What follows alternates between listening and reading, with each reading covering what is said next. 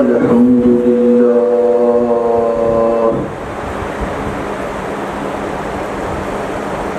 الحمد لله وكفى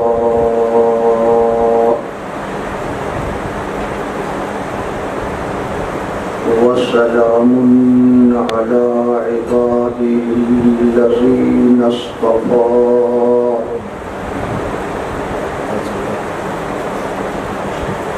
الحمد لله نحمده ونستعينه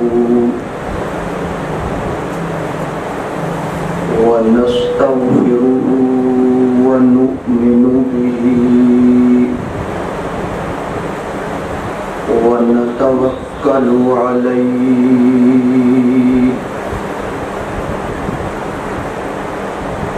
ونعوذ بالله من شرور أنفسنا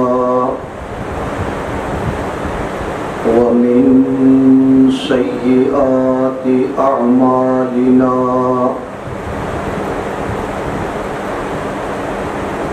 من يهده الله فلا مضل له ومن يضلله فلا هادي له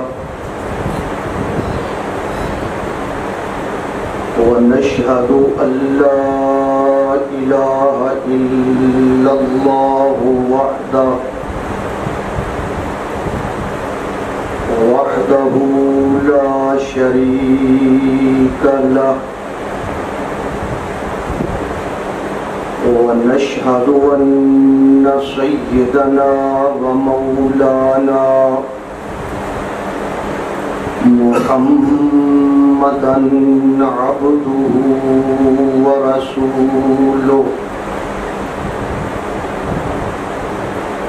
صلى الله تعالى عليه وعلى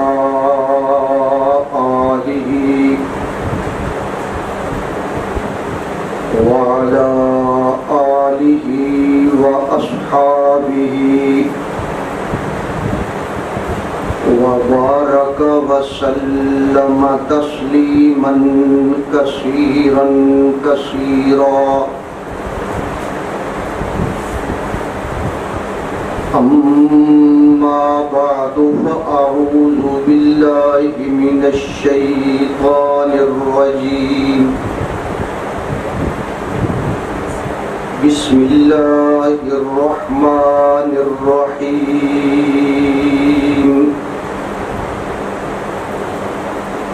شهر رمضان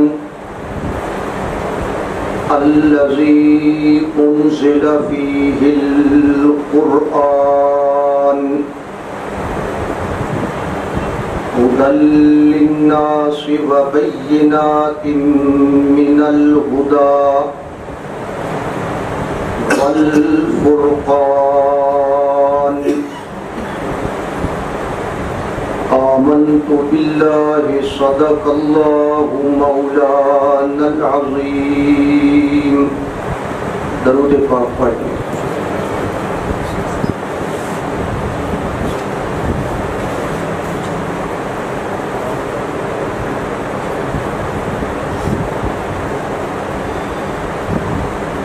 بحمد اللہ بفضل اللہ سیمینارات کا مبارک سلسلہ بخیر و خوبی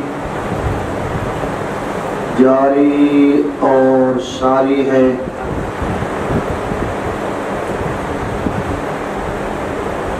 آج ہمارا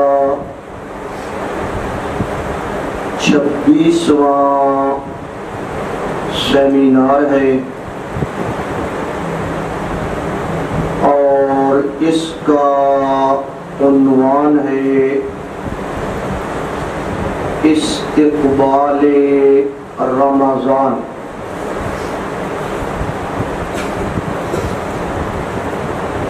آج کے سیمینار کی ایک نمایاں خصوصیت اور نمایاں خوبی یہ ہے کہ آج اس سیمینار کی صدارت و سرپرستی فرما رہے ہیں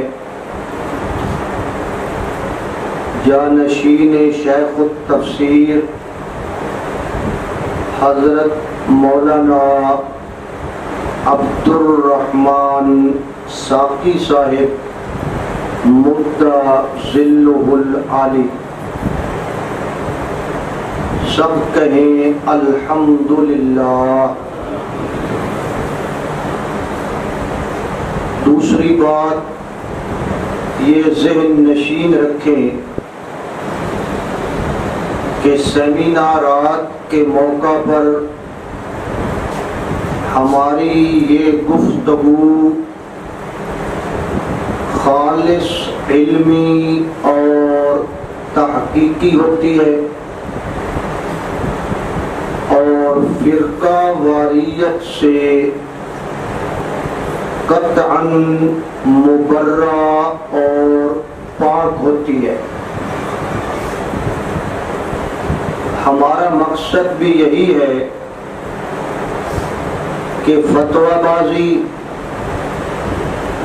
الزام تراشی،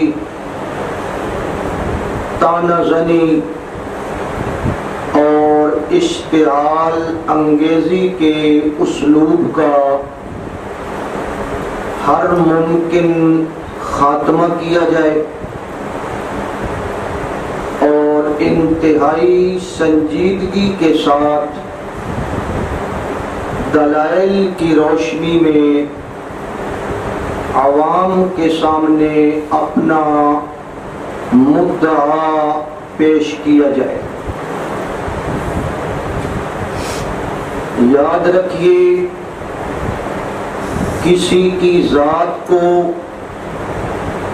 یا کسی جماعت کو نشانہ بنانا اور مناظرہ اور مجادلہ کی فضا پیدا کرنا ہرگز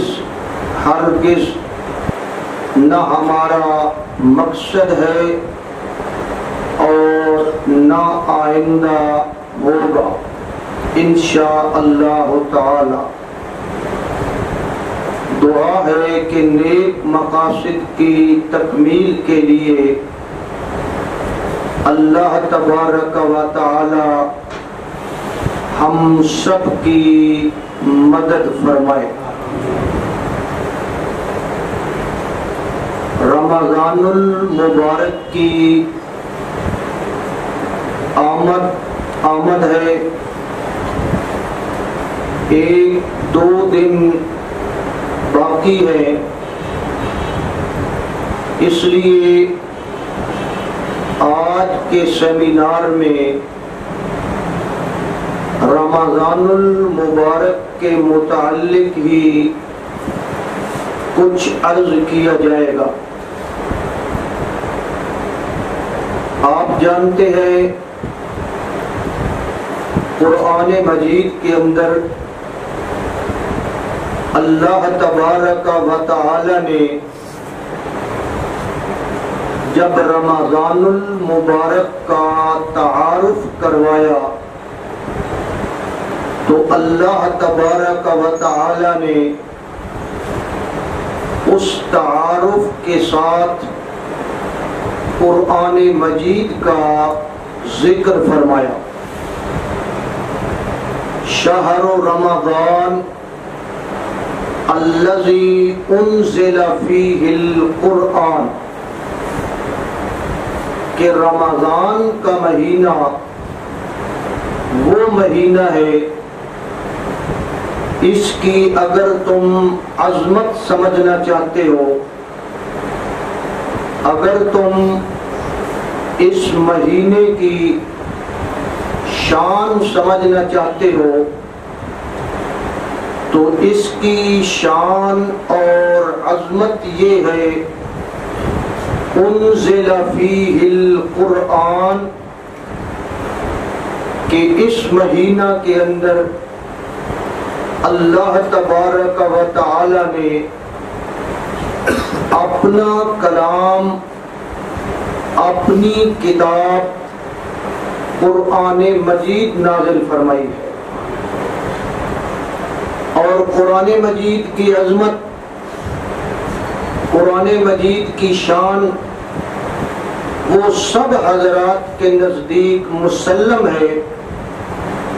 اللہ کے پیغمبر صلی اللہ علیہ وسلم نے ارشاد فرمایا، فضل کلام اللہ علی سائر الکلام کفضل اللہ علی خلقہ، کہ اللہ کے کلام کی شان، عظمت دوسرے کلاموں پر اسی طرح ہے جس طرح اللہ کی اپنی عظمت ساری مخلوقات پر ہے۔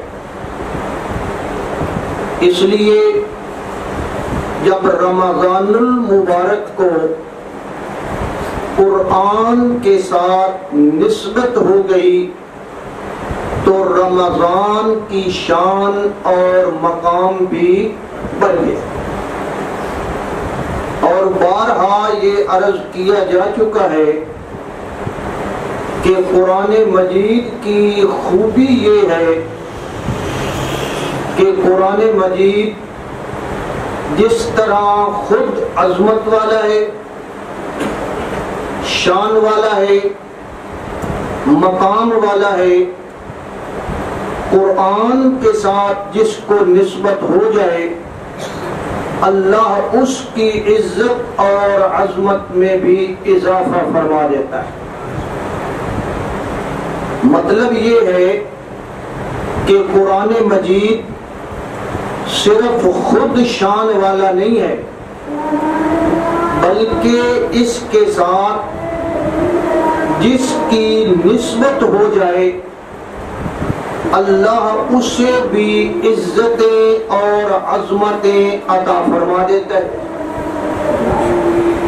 آپ دیکھیں قرآن مجید جس علاقے کے اندر نازل ہوا، جس خطہ زمین پر نازل ہوا، حجاز کا وہ علاقہ، مکہ مکرمہ اور مدینہ منورہ کا وہ علاقہ، مکہ مکرمہ کی وہ سنگ لاخ گلیاں، وہ پہاڑیاں، وہ وادیاں جہاں قرآن مجید نازل ہوا، اللہ تبارک و تعالی نے اس زمین کی اور اس ایریے کی شان ساری زمین سے بڑھا دی۔ کیوں؟ وجہ یہ ہے کہ اس خطہ زمین کو اللہ کے قرآن کے ساتھ نسبت ہو گئی۔ اسی طرح قرآن مجید جس زبان کے اندر نازل ہوا، جس بولی کے اندر نازل ہوا، عربی زبان، اس زبان کی شان تمام زبانوں سے افضل اور اعلیٰ ہو گئی۔ نبی کریم صلی اللہ علیہ وسلم نے ارشاد فرمایا، احب العرب لثلاث، کہ اہل عرب کے ساتھ محبت کیا کرو تین وجوہات کی وجہ سے۔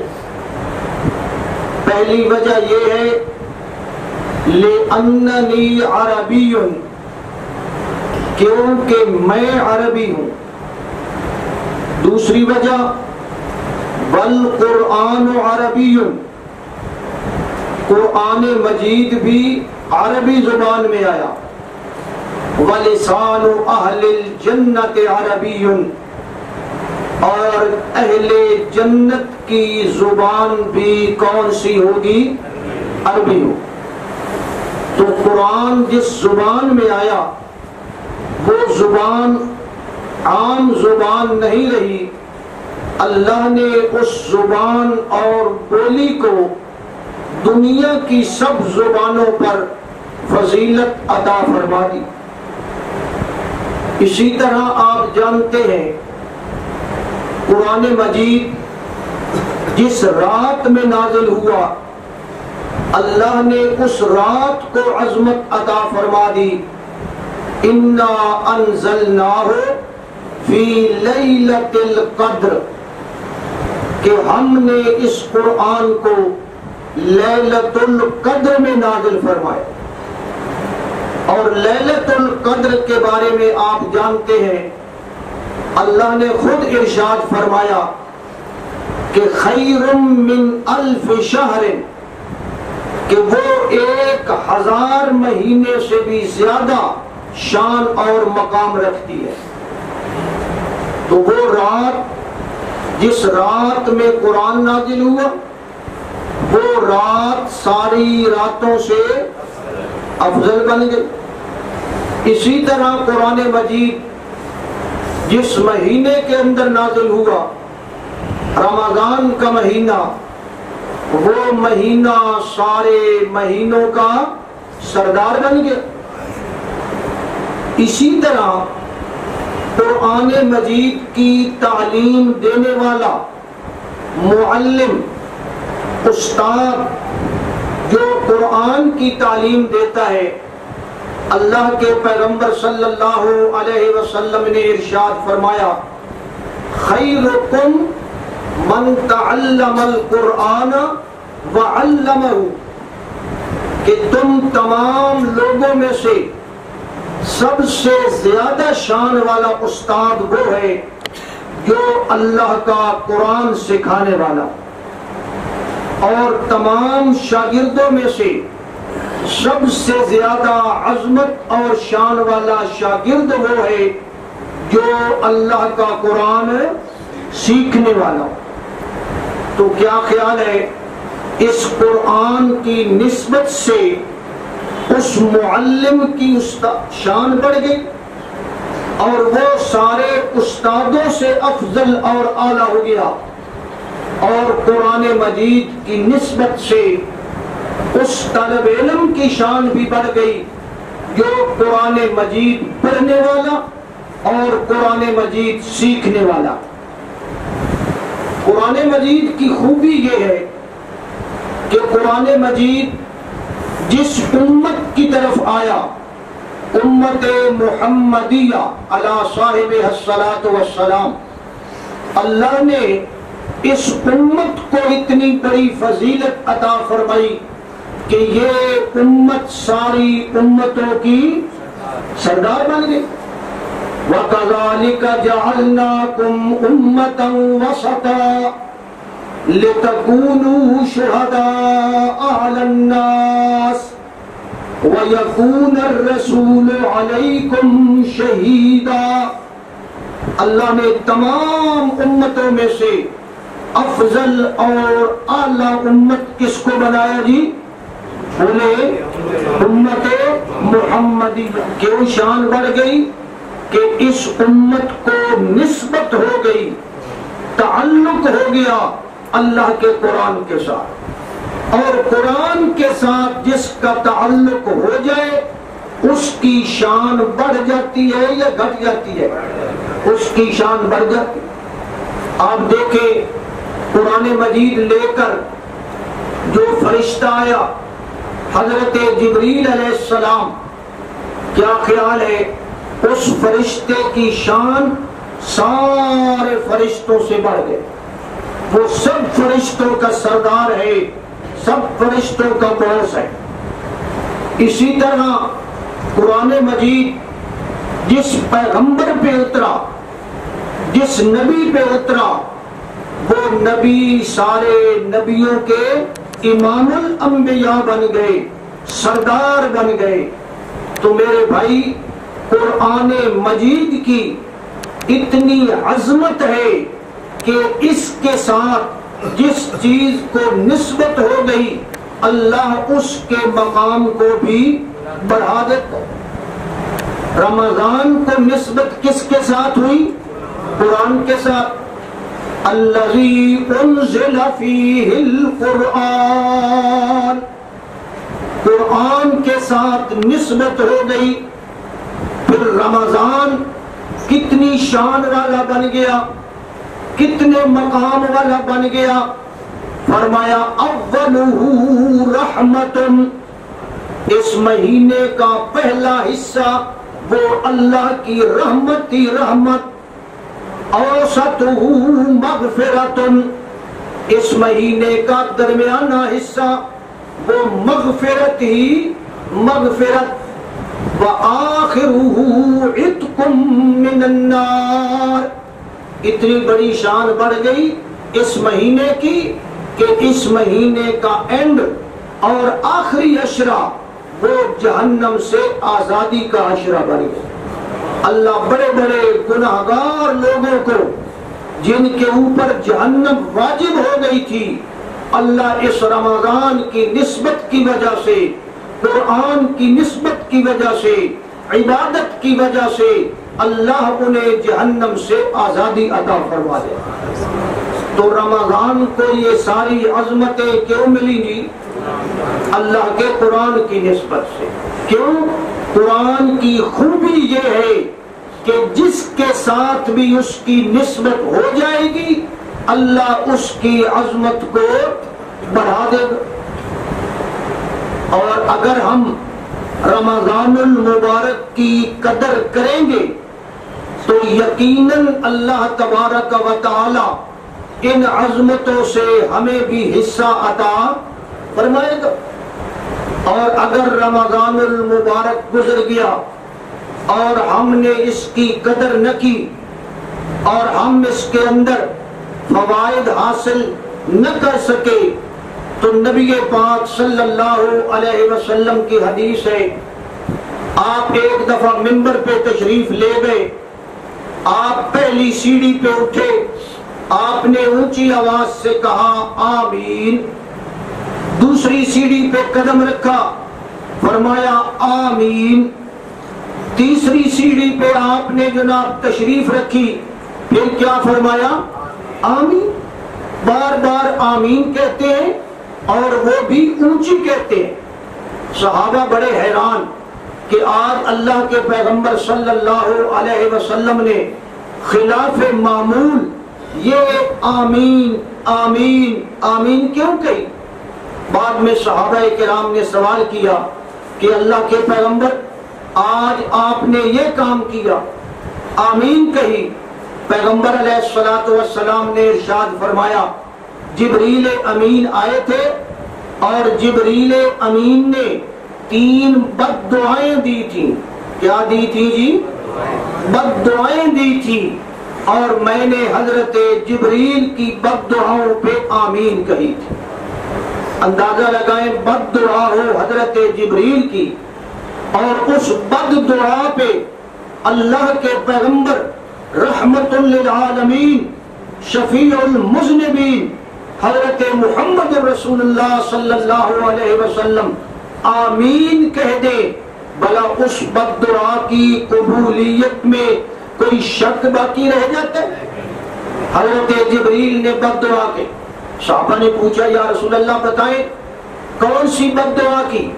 تو پیغمبر علیہ الصلوۃ والسلام نے ارشاد فرمایا ایک بد دعا تو حضرت جبریل نے یہ کی تھی کہ جس آدمی کو اس کے بوڑھے ماں باپ قابل خدمت میسر ہو جائیں، بوڑھے ماں باپ وہ قابل خدمت ہو اور اس بندے کو ماں باپ کی خدمت کا موقع بھی ملے، ٹائم ملے، اور پھر یہ ان کی خدمت نہ کرے، اللہ کے پیغمبر صلی اللہ علیہ وسلم نے ارشاد فرمایا خواب و خسرا، وہ آدمی بالکل تباہ و برباد ہو گیا، وہ آدمی بالکل اجڑ گیا، اس کے اوپر تباہی نے ڈیرے ڈالی۔ اتنا بڑا گولڈن چانس تھا، اتنا بڑا سنہری موقع تھا کہ ماں باپ کی خدمت کرتا اور کیا حاصل کرتا؟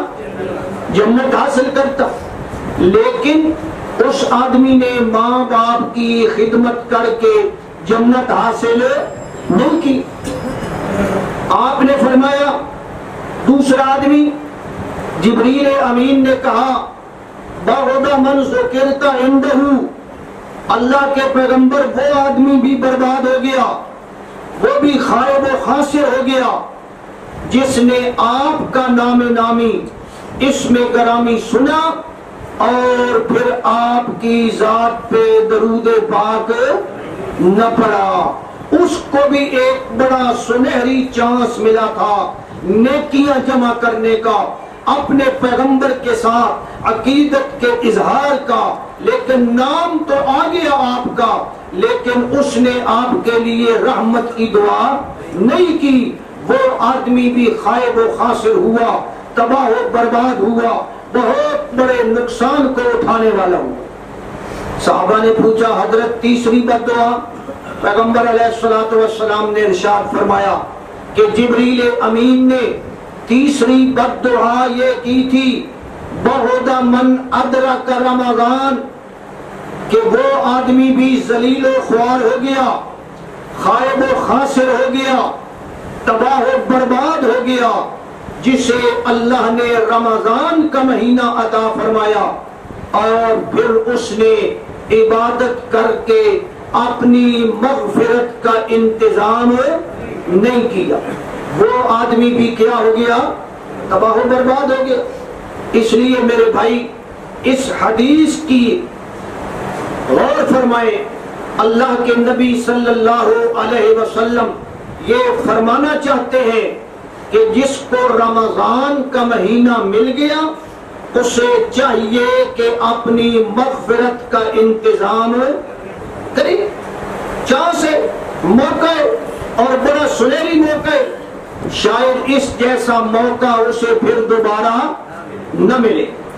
تو رمضان اتنی عظمت والا مہینہ ہے، اتنی شان والا مہینہ ہے کہ اللہ تبارک و تعالی نے ہمیں ایک موقع عطا فرما دیا کہ ہم رمضان کے اندر کمائی کریں.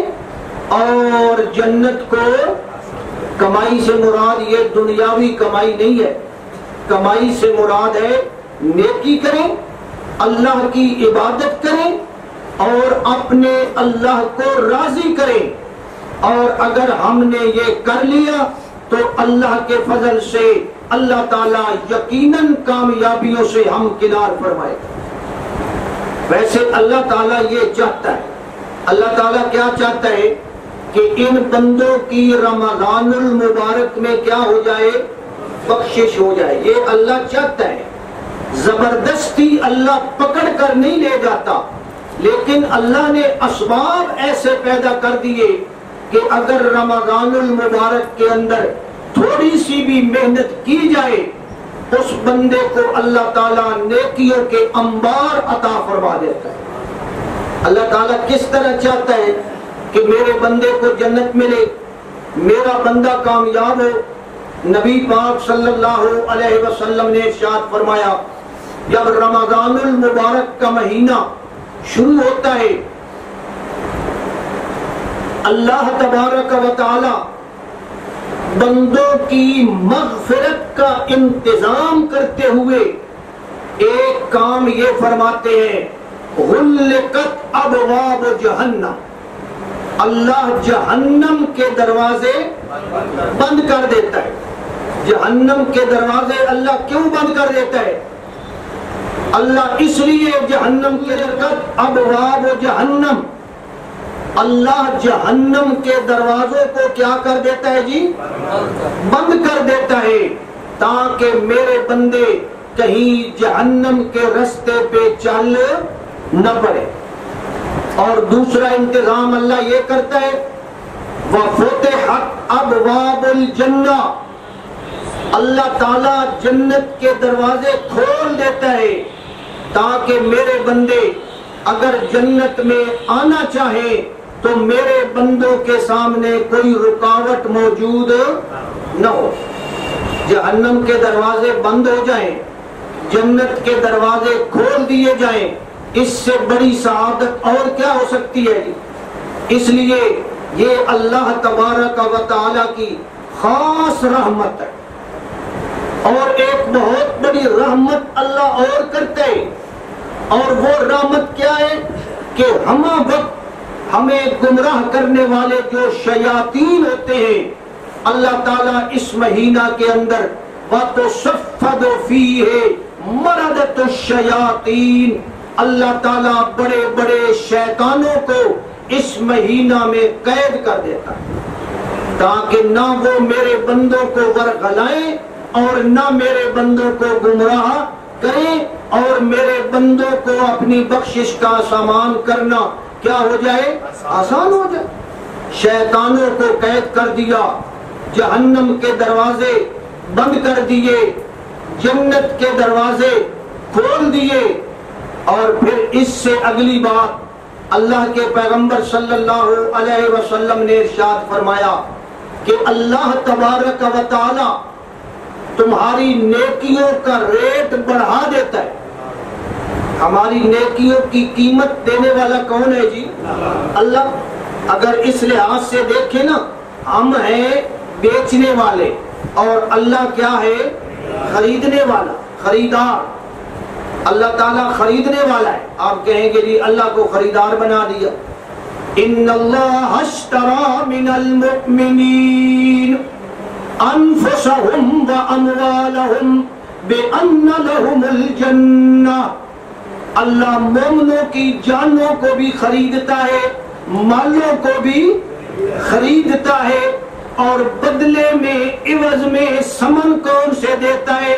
فرمایا بِأَنَّ لَهُمُ الْجَنَّةَ، اللہ جنت عطا فرماتا ہے۔ یہاں ہماری نیکیوں کی قیمت دینے والا کون ہے؟ اللہ خریدار ہے۔ نہ آپ خود سوچیں، کبھی خریدار نے بھی ریٹ بڑھایا ہے کسی چیز کا؟ ریٹ کون بڑھاتا ہے؟ یہ رمضان شریف آ رہا ہے، ریٹ کون بڑھائیں گے؟ ہم بڑھائیں گے یا بیچنے والے بڑھائیں گے؟ بیچنے والے بڑھاتے ہیں، لیکن یہاں ریٹ کون بڑھا رہا ہے؟ یہ خریدنے والا، اللہ خریدار ہے۔ اللہ فرماتے ہیں پہلے تیری نیکی کا ریٹ ایک کے بدلے ایک تھا، رمضان کی آمد کی وجہ سے میں نے تیری نیکی کی قیمت کو بڑھا کر ایک کے بدلے 70 گنا کر دیا۔ ایک نیکی کا کتنا اجر ملے گا؟ تو کیا خیال ہے اللہ کیا چاہتا ہے کہ میرے بندوں کی کیا ہو جائے؟ بخشش ہو جائے۔ چلو ان کو چانس دے دو، موقع دے دو۔ نیکیوں کا ریٹ اللہ نے بڑھا دیا۔ اور پھر اگلی بات حدیث پاک میں آتا ہے کہ اللہ کے عرش کو اٹھانے والے فرشتے، وہ کتنے مقرر ہیں جی اللہ کے؟ جو اللہ کے عرش کو اٹھانے والے ہیں، ان فرشتوں سے لے کر سمندر کی تہ میں جو مچھلیاں ہیں ان تک یہ ساری مخلوق اس بندے کے لیے دعا کرنا شروع کر دیں۔ سارے اس کے لیے کیا کرتے ہیں؟ مغفرت کی دعا کرتے۔ حملۃ العرش الذین یحملون العرش ومن حولہ وَيَسْتَغْفِرُونَ لِلَّذِينَ آمَنُوا، وہ فرشتے کس کے لیے مغفرت کی دعا مانگتے ہیں جی؟ ایمان والوں کے لیے۔ اور وہاں سے لے کر بلندیاں بلندیاں اللہ کا عرش، وہاں سے لے کر سمندر کی تہ کی پستیوں تک جو مچھلیاں ہیں وہ بھی کیا کرتی ہیں جی؟ اس کے لیے دعا مانگتی ہیں۔ وَتَسْتَغْفِرُ لَهُمُ الْحِيتَانِ، مچھلیاں بھی اس کے لیے مغفرت کی دعا مانگتی ہے۔ یہ سارا انتظام کس لیے ہو رہا ہے جی؟ بولے ہماری بخشش کا سامان اللہ تعالیٰ فرما رہا ہے۔ پھر اگلی بات، نیکیوں کا ریٹ بڑھا دیا، مخلوقات کو ہماری مغفرت کی دعا پہ لگا دیا، جنت کے دروازے کھول دیے، جہنم کے دروازے بند کر دیے، شیطانوں کو قید کر دیا۔ یا اللہ اور کیا؟ اللہ فرماتے ہیں اور یہ ہے کہ میں خود تمہیں بلانے کے لیے آسمان دنیا پہ آ گیا۔ اللہ خود بلانے کے لیے آ گیا مجھے اور تجھے کہ میرے بندے آ جا، میرا دروازہ کھلا ہے۔ ہاں، فَيَنزِلُ اللَّهُ تَعَالَى، اللہ اپنی شان کے مطابق آسمان دنیا پہ نزول اجلال فرماتے ہیں، اور اللہ کیا اعلان کرتے ہیں؟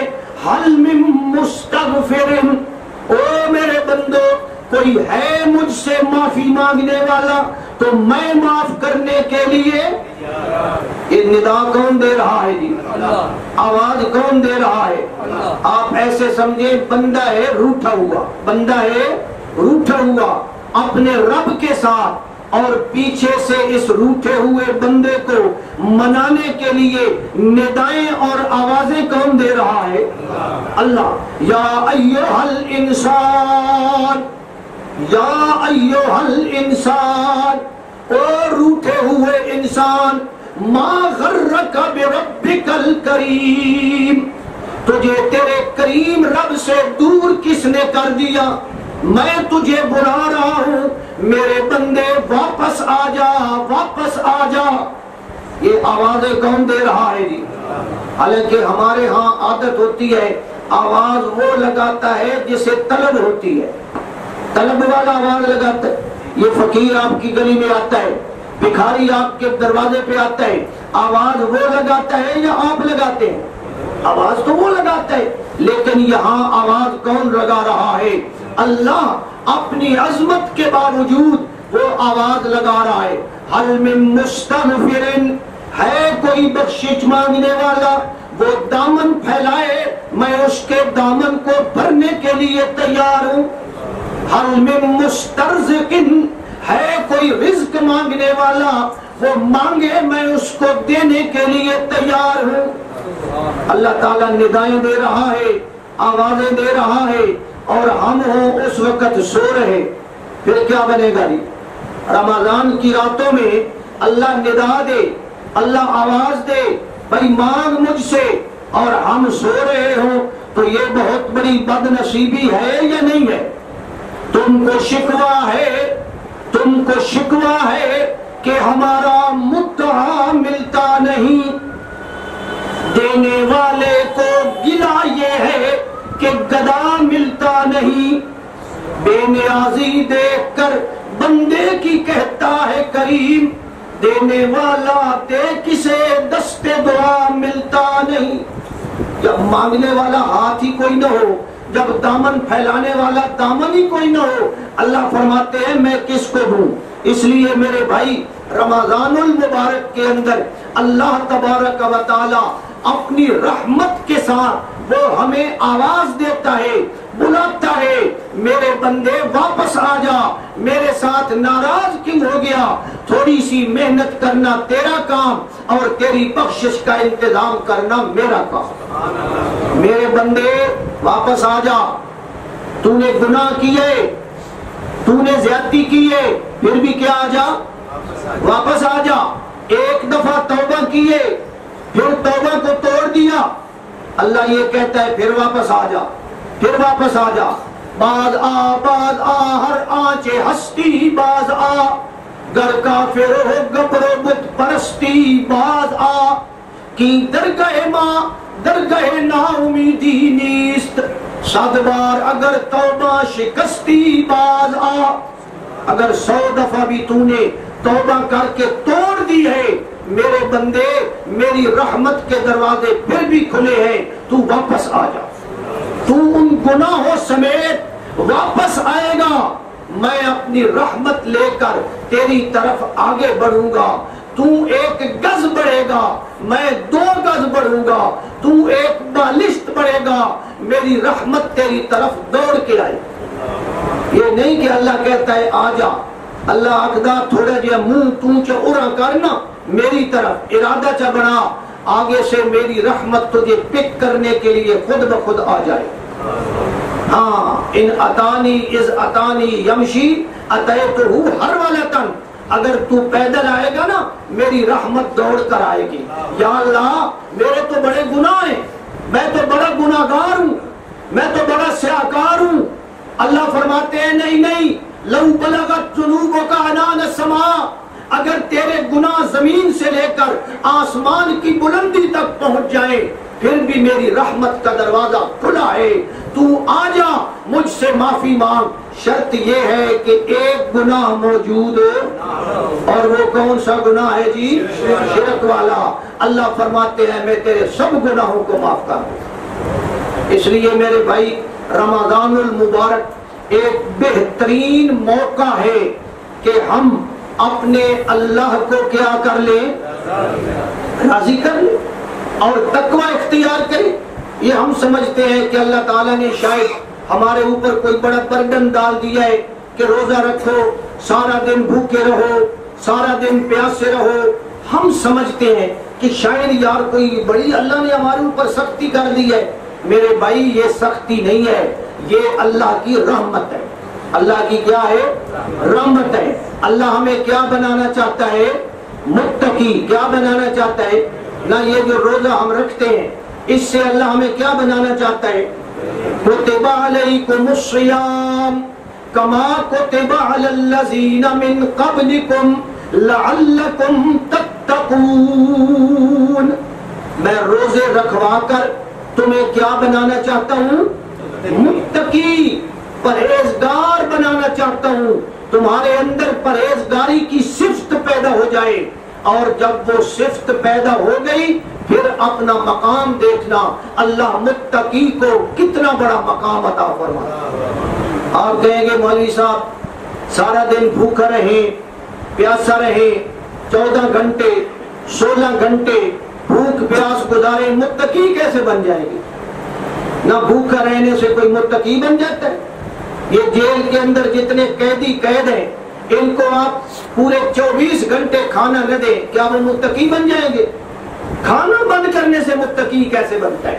میرے بھائی سمجھیں، کھانا بند کرنے سے متقی نہیں بنتا۔ کھانا بند ہونے کے پیچھے ایک عقیدہ ہے۔ کیا ہے؟ ایک نظریہ ہے۔ اس نظریے کی بنیاد پہ بندہ متقی بنتا ہے۔ آپ اپنے ملازم کو، اپنے نوکر کو آپ صبح کھانا دیں سحری کے وقت، اور جناب شام کے وقت دے، سارا دن کچھ نہ دے، وہ متقی بن جائے گا؟ کھانا تو اس کا بھی بند ہے۔ میرے بھائی متقی اس طرح نہیں بنے گا، اس کے پیچھے ایک عقیدہ ہے۔ یہ کھانا بند ہونے کے پیچھے ایک عقیدہ ہے۔ جب اس عقیدے پہ قائم رہتے ہوئے میں اپنا کھانا بند کرتا ہوں، اللہ میرے اندر صفت اتقاء، صفت متقی والی اللہ تعالیٰ پیدا فرما دے۔ اور وہ عقیدہ کیا ہے جی؟ وہ آپ بھی جانتے ہیں، سب جانتے ہیں۔ صبح سویرے جب سحری کا آپ کھانا کھاتے ہیں اس وقت تم اللہ سے کیا کرتے ہیں؟ ایک وعدہ۔ کیا کرتے ہیں؟ وعدہ۔ ایسے کوئی زبانی طور پہ کوئی عربی کی عبارت وغیرہ پڑھنے کی ضرورت، بس دل میں ایک ارادہ کر لیں، دل میں ایک پرامس کر لیں، وعدہ کر لیں کہ یا اللہ آج میرا کیا ہے؟ روزہ، بس ٹھیک۔ اور رمضان المبارک میں تو وہ وعدہ دہرانے کی ضرورت ہی نہیں، کیونکہ آلریڈی رمضان کا مہینہ ہے، روزانہ روزہ رکھنا ہے، پہلے دن سے ارادہ ہے کہ میں سارے روزے رکھوں گا۔ بہرحال صبح سویرے آپ کے ذہن میں ایک تخیل اور خیال تو ہوتا ہے نا کہ آج میرا روزہ ہے، اسی کا نام ہے وعدہ۔ اور وہ آپ نے وعدہ کر لیا، آپ نے کر لیا، آپ کے چھوٹے بچے نے کر لیا، آپ کی بیٹی نے کر لیا، نابالغ بچے ہیں انہوں نے وعدہ کر لیا۔ اپنے گھر میں دیکھیں آج کل کے دور میں بھی کیا میرا بچہ، میری بچی، میرے چھوٹے بچے وہ وعدہ پورا کرنے کی کوشش کرتے ہیں یا نہیں کرتے؟ کرتے ہیں۔ آپ کا بچہ بیمار ہو گیا، آپ کہتے ہیں بچے روزہ کھول دو، وہ کہتا ہے نہیں ابا جی میں نے صبح نیت کر لی تھی، میں اب روزہ، وہ کیوں نہیں توڑ رہا؟ آپ کیوں نہیں توڑ رہے؟ سارا دن ہم جناب رمضان کے علاوہ برے کام کرتے ہیں، تو رمضان کے اندر یہ بھی کر لیں، اندر جا کے تھوڑا سا پانی پی لیں۔ یہ ہم کیوں نہیں پیتے؟ یہ اس لیے نہیں پیتے کہ یا اللہ میں نے سحری کے وقت تیرے ساتھ وعدہ کیا تھا کہ آج میں تیری رضا کے لیے کھانا پینا کیا کر رہا ہوں؟ بند کر رہا ہوں۔ میرے بھائی جب یہ وعدہ ہم نبھاتے ہیں تو ایک وعدہ ہم نے اور بھی کیا ہے یا نہیں کیا؟ نہ اللہ کے ساتھ باقی وعدے بھی نبھانے ہیں یا نہیں نبھانے؟ نہ جب ہم نے کلمہ پڑھا لا الہ الا اللہ محمد الرسول اللہ صلی اللہ علیہ وسلم، اللہ کے ساتھ وعدہ ہو گیا کہ نہ ہو گیا؟ ایاک نعبد و ایاک نستعین، وعدہ ہو گیا کہ نہ ہو گیا؟ اور میرے بھائی جب یہ رمضان والا وعدہ نبھاتے ہیں باب صوم غد نویت والا، تو وہ وعدہ نہیں نبھانا چاہیے؟ بولے نا، جب یہ شعور ہوگا تو اللہ کے فضل سے اس وعدے کے نبھانے کی وجہ سے ہمارے اندر اللہ یہ طاقت، یہ ہمت، تقوی پیدا کر دے گا کہ میرا بندہ میرے ساتھ کیے ہوئے وعدے کو نبھا رہا۔ ایک اور بات ذرا غور فرمانا، یہ صرف سوچنے والی بات ہے۔ رمضان المبارک کے اندر آپ 14 گھنٹے 12 گھنٹے حلال چیز استعمال کرتے ہیں؟ وہ چیز جو آپ کے فریج میں پڑی ہے وہ حلال ہے یا نہیں ہے؟ حلال ہے۔ وہ پانی حلال ہے، وہ فروٹ حلال ہے، وہ آپ کی بیوی آپ کے لیے حلال ہے، ساری سہولیات آپ کے لیے حلال ہے۔ لیکن آپ رمضان المبارک کے اندر روزے کی حالت میں اس حلال چیز کو اپنے اوپر کیا سمجھتے ہیں؟ حرام۔ یہ کیوں حرام سمجھتے ہیں؟ حرام کیوں سمجھتے ہیں؟ اللہ نے منع کر دیا، اللہ نے منع کر دیا۔ جب اللہ نے منع کر دیا تو جو حلال چیز تھی 14 گھنٹے کے لیے وہ بھی کیا ہو گئی؟ اس کا مطلب ہے حلال و حرام کا اصل تھیوری یہ ہے کہ اللہ کا حکم، اللہ کا حکم، اللہ نے منع کر دیا۔ اللہ نے ہمارے لیے بکری حلال کر دی، گدھا حرام کر دی نہ۔ اگر اللہ گدھا بھی حلال کر دیتا کیا خیال ہے ہم کھاتے کہ نہ کھاتے؟ کھاتے، بڑے شوق سے کھاتے۔ اللہ بکری حرام کر دیتا کہ یہ بکری کا گوشت نہ کھاؤ، یہ تمہارے لیے حرام ہے، پھر کیا سمجھتے؟ حرام سمجھتے۔ تو روزے نے ہمیں یہ سبق دیا کہ جب اللہ کا حکم آ جائے اللہ کی حلال کردہ چیز کو بھی استعمال نہیں کرنا، وہ ٹمپریری طور پہ، وہ عارضی طور پر تیرے لیے حرام ہو چکی ہے۔ جس طرح یہاں تو اس حلال سے بچتا ہے کہ وہ میرے لیے حرام ہو گئی، اسی طرح اللہ نے سال کے 12 مہینے تیرے لیے جو چیزیں حرام کر دی ہیں، پرماننٹ حرام کر دی ہے، کیا ان سے نہیں بچنا؟ بچنا ہے کہ نہیں بچنا؟ نہ سارا دن ہم روزے کی حالت میں بچتے ہیں، یار پانی نہیں پینا، یار مجھے روزہ ہے، یہ میرے لیے اب حرام ہے۔ تو یہ تو عارضی طور پر حرام ہے نا، جو پرماننٹ حرام ہے ان سے بچنا ہے یا نہیں بچنا؟ اگر ہم پرماننٹ اللہ کی حرام کردہ چیزوں سے بچنا شروع کر دیں، متقی بن جائیں گے کہ نہیں بنیں گے؟ بڑے متقی بن جائیں۔ ایک اور نظریہ، تیسرا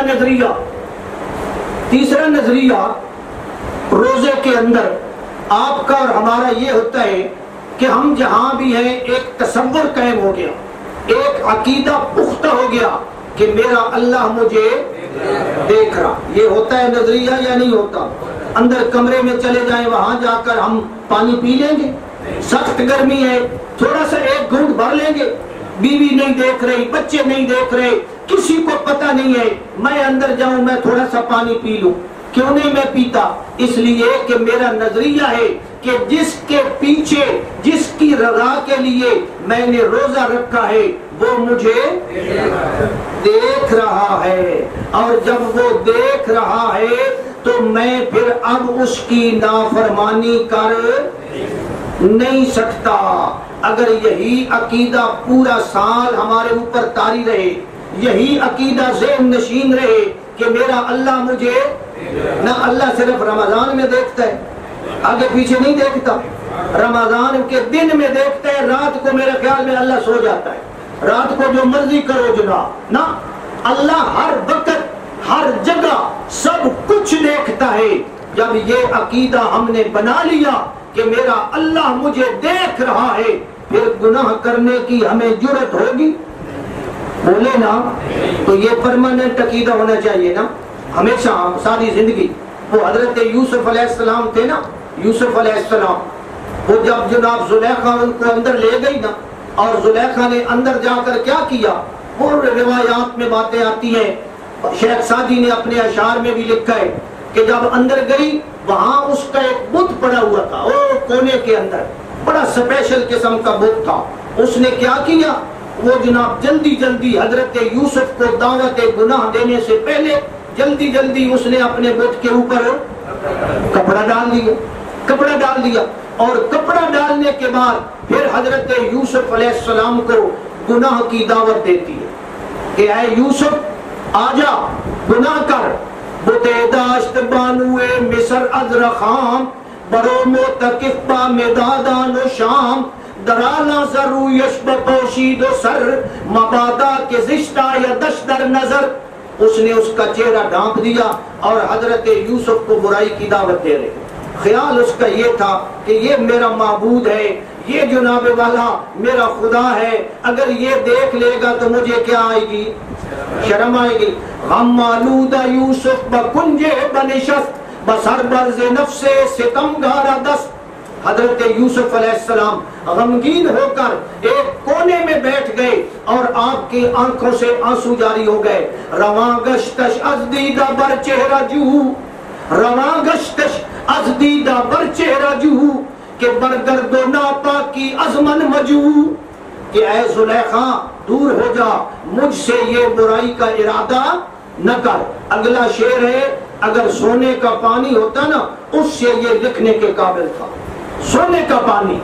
حضرت یوسف نے کیا کہا، اور شیخ سعدی نے اپنے شعر میں وہ جناب بیان کیا، وہ کیا، تو در روئے سنگے شدی شرمسار، تو در روئے سنگے شدی شرمسار، مرا شرم ناید سے پروردگار۔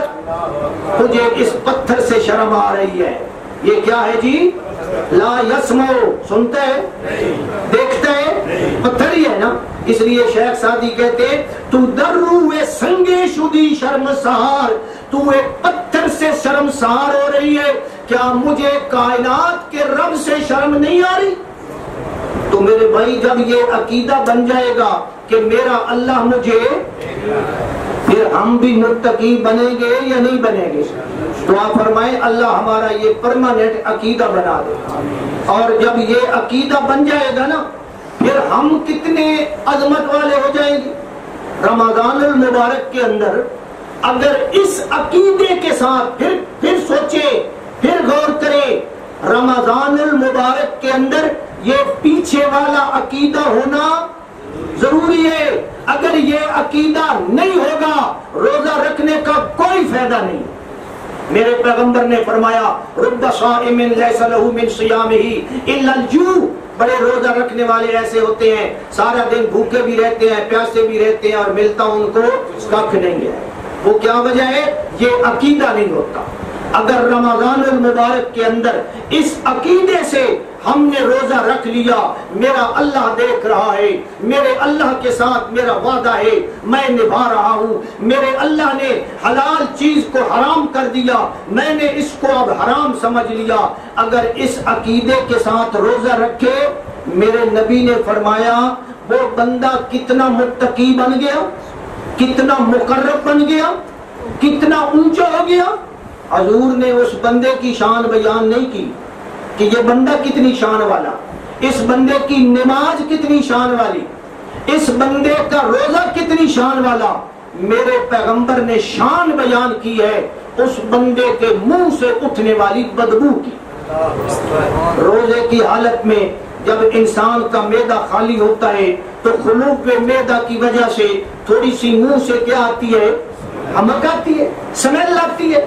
آپ اس کو جناب بدبو کہہ لیں یا ذرا نرم لفظ کہیں خلوف ہو، خلوف کہتے ہیں اس حمک کو۔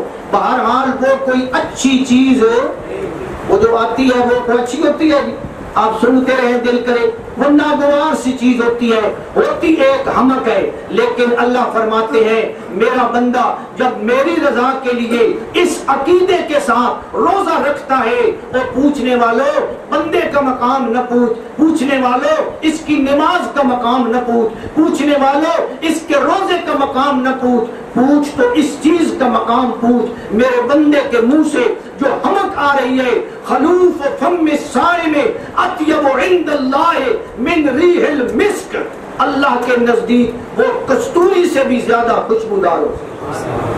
وہ جو حمق ہے وہ اللہ کے نزدیک کتنی پیاری ہو گئی جی، کستوری سے بھی زیادہ خوشبودار۔ جب اتنی خوشبودار ہو گئی تو کیا خیال ہے روزے دار کا مقام، خود آپ اندازہ لگائیں روزے دار کا کتنا مقام ہے، اور پھر بندے کا مقام بڑھ گیا کہ نہ بڑھ گیا؟ کتنا بڑھ گیا؟ کیوں بڑھ گیا؟ اس لیے بڑھ گیا کہ اس بندے نے اس عقیدے کے ساتھ رب کے سامنے روزہ رکھا، اور اس کے منہ کی بدبو بھی رب کو کیا آ رہی ہے؟ پسند آ رہی ہے، اور پھر یہ بندہ اس مقام پہ پہنچ جاتا ہے، اس درجے پہ پہنچ جاتا ہے۔ میرے نبی نے فرمایا یہ مانگتا ہے، اللہ کہتا ہے مانگنا تیرا کام اور تیری دعا کو قبول کرنا میرا کام۔ پھر یہ مانگتا جاتا ہے، اللہ اس کو دیتا جاتا ہے، پھر بندے کے مانگنے کی دیر ہوتی ہے، اور یہ اللہ نے قسمیں اٹھا کر مسئلہ بیان کیا۔ نہ رب قسم نامی اٹھاوے تو تامی گل کے وے سچی تے پکی ہے، تے قسمت میں تو کہنے آ بھئی یار تین اعتبار نہیں آندا پیا، میں قسم چاہندا پیا۔ اللہ کو قسم اٹھانے کی کوئی ضرورت ہے؟ لیکن اللہ کی شان رحمت ہے، اللہ نے 5 قسمیں اٹھائی۔ کتنی قسمیں؟ 5 قسمیں۔ وعزتی، مجھے میری عزت کی قسم، وجلالی، مجھے میری بزرگی کی قسم، وکرمی، مجھے میری سخاوت کی قسم، وعلوی، مجھے میرے بلند درجے کی قسم، وارتفاع مکانی، اونچے درجے کی قسم، لأجیبنہم، یہ بندہ مانگے گا، دامن پھیلائے گا، میں اس کے دامن کو بھر دوں گا۔ اب یہ بندہ کتنا اونچا ہو گیا ہے، کتنا مقام مل گیا؟ تو بندے کو یہ مقام کیوں ملا؟ رمضان کی نسبت۔ کیوں ملا جی؟ رمضان کی وجہ سے۔ اور رمضان کو مقام کیوں ملا؟ اللہ کے قرآن کی وجہ سے۔ اللہ ہمیں بھی یہ مقام عطا فرمائے۔ اور اس حدیث میں آتا ہے کہ اللہ تعالیٰ پھر اس بندے کی دعا قبول کرتا ہے، اور اگلا جملہ اللہ فرماتے ہیں او میرے بندے میں نے تیرے گناہوں کو صرف معاف نہیں کیا، ایک ہوتا ہے گناہ کو کیا کر دینا، معاف کر دے، بس ٹھیک ہے جناب مٹا دو، کانٹا لگا دو، بس ٹھیک ہے جناب، نہ، اللہ فرماتے ہیں صرف معاف نہیں کیا، وَبَدَّلْتُ سَيِّئَاتِكُمْ حَسَنَاتٍ، میں نے تمہارے گناہوں کو نیکیوں میں تبدیل کر دیا۔ وہ جو لکھا ہوا تھا نا سارا صفحہ، وہ اسی طرح لکھا رہا، پہلے تھی برائیاں اب کیا بن گئی؟ نیکیاں۔ تو یہ اللہ کی رحمت اتنی ہوتی ہے، دعا فرمائے اللہ ہمیں بھی اپنی رحمت کا کچھ حصہ ضرور عطا فرما دے۔ پیغمبر علیہ السلام کی عادت مبارکہ تھی، جب رمضان المبارک آتا تو رمضان المبارک کے 1 دن پہلے، 2 دن پہلے، تھوڑا ٹائم پہلے اللہ کے پیغمبر صحابہ کرام سے خصوصی خطاب فرمایا کرتے، خصوصی خطاب کہ بھائی رمضان آ رہا ہے، تیاری کرو، تیاری کرو، یہ کرنا ہے وہ کرنا ہے۔ ایک اس کا اہتمام ہے۔ نبی پاک صلی اللہ علیہ وسلم کے ایک صحابی ہیں، ان کا نام ہے سیدنا سلمان فارسی، سب کہیں رضی اللہ تعالی عنہ۔ حضرت سلمان فارسی رضی اللہ تعالی عنہ فرماتے ہیں کہ پیغمبر علیہ السلام نے رمضان کے آنے سے پہلے ہمارے سامنے ایک تقریر فرمائی، خطبہ دیا۔ خطبے دا کے میں ہے اسا سمجھو یا خطبہ وہ ہوتا جی ہاں مولوی کھلو رہے تے ہاتھ وچ کھونڈا نپے تے وقت تو خطبہ ہے جڑا میں تو کر رہا ہے بھی کے وے خطاب فرمایا، اور اس خطاب میں پیغمبر علیہ السلام نے یہ باتیں ارشاد فرمائی۔ رمضان سے 1 دن پہلے کیا خیال ہے اب بھی تقریباً وقت وہی بن رہا ہے، 1 دن یا 2 دن پہلے ہم وہ خطبہ نہ سن لیں گے؟ کیا خیال ہے؟ وہ حضور کی ادا بھی پوری ہو جائے گی اور سارے مسائل بھی. ہاں جی، خطبنا رسول اللہ صلی اللہ علیہ وسلم فی آخر یوم من شعبان، شعبان کے آخری دن پیغمبر علیہ الصلوۃ والسلام نے ایک خطبہ ارشاد فرمایا، اور اس خطبے میں آپ نے فرمایا یا ایھا الناس، اے لوگو، قد اظلکم شہر عظیم، تمہارے اوپر ایک بہت بڑی عظمت والا مہینہ آنے والا ہے. کون سا مہینہ جی؟ عظمت والا مہینہ آنے والا ہے. مبارکن، بڑی برکتوں اور سعادتوں والا مہینہ آ رہا ہے. اس کے آنے سے پہلے ہی کیا کر دو؟ تیاری شروع کر دو. اور تیاری کا کیا مطلب ہے؟ سودا اکٹھا کرنا شروع کر دو جناب، مال بھرنا شروع کر دو. نہ مقصد ہے کہ جنت میں جانے کی تیاری شروع کرو. ہاں، جنت میں جانے کی تیاری شروع کرو، نیکیاں کمانے کی تیاری شروع کرو. اور وہ بڑی عظمت والا مہینہ، بڑی برکت والا مہینہ، فرمایا شہر فیہ لیلۃ خیر من الف شہر، وہ مہینہ ایسا مہینہ ہے کہ اس میں ایک رات ہے جو 1000 مہینوں سے افضل ہے. اس ایک رات کی عبادت 1000 مہینوں کی عبادت سے افضل ہے. فرمایا اتنا بڑا عظمت والا مہینہ. شہر جعل اللہ صیامہ فریضۃ، وہ ایسا مہینہ ہے کہ اللہ نے اس مہینے کے روزے تمہارے لیے لازم کر دیے ہیں. وہ روزے ہمارے لیے کیا ہو گئے؟ لازم ہو گئے، وہ فرض ہو گئے. کتب علیکم الصیام، تمہارے لیے لازم کر دیے گئے. فرمایا وہ روزے تمہارے لیے لازم ہو گئے. وقیام لیلہ تتبعا، اور اس رمضان کی راتوں کا قیام وہ تمہارے لیے فرض تو نہیں ہے، فرض سے کم درجہ رکھتا ہے. اس لیے علماء نے یہ درجے بیان فرمائے کہ وہ تراویح کی نماز جو ہے وہ کیا ہے جی؟ واجب ہے یا سنت مؤکدہ ہے. تو وہ ضروری ہے، یعنی اتنا ضروری تو نہیں لیکن بہرحال سنت مؤکدہ ضرور ہے. فرمایا وقیام لیلہ تتبعا، وہ رات کے وقت کی عبادت وہ تمہارے لیے وہ بھی بنا دی. فرمایا من تقرب فیہ بخصلۃ کان کمن ادعى فریضۃ فیما سواہ، جس بندے نے اس رمضان کے اندر کوئی نفلی نیکی کی. کون سی نیکی؟ نفلی نیکی کی.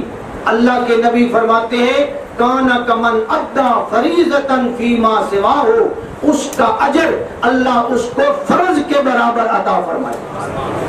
یعنی اگر 2 نفل پڑے گا تو اللہ تعالیٰ نفلوں والے کھاتے میں جمع کرے گا یا فرضوں والے کھاتے میں جمع کرے گا. اور قیامت والے دن جب ہمارے فرض خدا نخواستہ کم ہو جائیں، نمازیں ہم کم پڑھتے ہیں، ناغہ کر دیتے ہیں، کم پڑ جائے، تو ان فرضوں کی بجائے یہ نفل کام آئیں گے انشاءاللہ. فرمایا نفل کس کے قائم مقام ہو گئے؟ فرضوں کے. اور فرمایا ومن ادّا فریضۃ فیہ کان کمن ادّا 70 فریضۃ فیما سواہ، اور جس بندے نے رمضان المبارک کے اندر فرض ادا کیا، کیا کیا جی؟ فرض ادا کیا، گویا کہ اس کا اجر اس کو ملے گا 70 فرضوں کے برابر. یعنی ایک فرض کا کتنا اجر ملے گا؟ 70 فرضوں کے برابر یہ اجر ملے گا. کیا ملے گا؟ یہ بات سمجھ لیں. بعض لوگ سمجھتے ہیں شاید پتہ نہیں کیا ہوتا ہے مسئلہ، وہ آدھے بھائی ایک نماز سے پڑھیے نہ روزے نویج کہ کتنا اجر مل گیا؟ 70 نماز آنا کہ 70 نمازاں پڑھی گئی. بھائی اجر ملنا اور چیز ہے، ادائیگی کا متحقق ہونا اور چیز ہے. نہ جو روزہ کھلوائے گا اس کو بھی روزے کا ثواب ملے گا یا نہیں ملے گا؟ پھر وہ روزہ نہیں رکھے گا، شام کو کھلوا دے.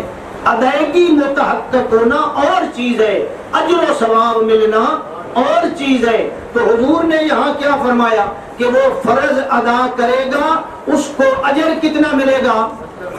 ایک آدمی کے اوپر زکوٰۃ فرض تھی، اس کے اوپر مثال کے طور پر 70 روپے زکوٰۃ فرض تھی۔ اب اس بندے نے کیا کیا، اس نے کہا یار رمضان المبارک میں ایک فرض کا ثواب ملتا ہے 70 گنا، 1 روپیہ ہی دے دو، 70 روپے کیا ہو گئے؟ اس کی ادائیگی کتنی ہوئی؟ 1 روپے کی، 1 روپے کی، اور باقی 69 روپے اس کے اوپر گناہ اس کے ذمہ۔ تو یہ ادائیگی متحقق نہیں ہوتی، یہ مسئلہ ہے تھوڑا سمجھنے والا۔ تو بہرحال اللہ تعالیٰ اس کو اجر اتنا عطا فرما دیتا ہے، اجر اتنا عطا فرما دیتا ہے۔